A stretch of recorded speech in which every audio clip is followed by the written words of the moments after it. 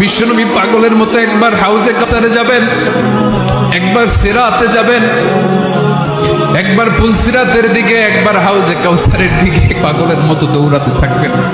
তার কোনো গুনাহগার উম্মত যাতে জাহান্নামে ঢুকে না যায়, সেদিন কেউ সুপারিশ করতে পারবে না বিশ্বনবী ছাড়া। এজন্য 5 নম্বর আল্লাহ বললেন, মান যাল্লাযী ইয়াশফাউ ইনদাহু ইল্লা বিইযনিহি। কার সাহস আছে, কার এত বড় বুকের পাটা কিয়ামতের কঠিন দিন আল্লাহর সামনে দাঁড়িয়ে সুপারিশ করবে? কারো ক্ষমতা, কারো ক্ষমতা নাই।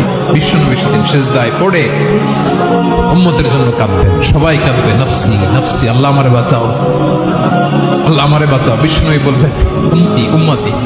বিশ্বনবী আমার জন্য কাঁদবেন, আপনার জন্য কাঁদবেন।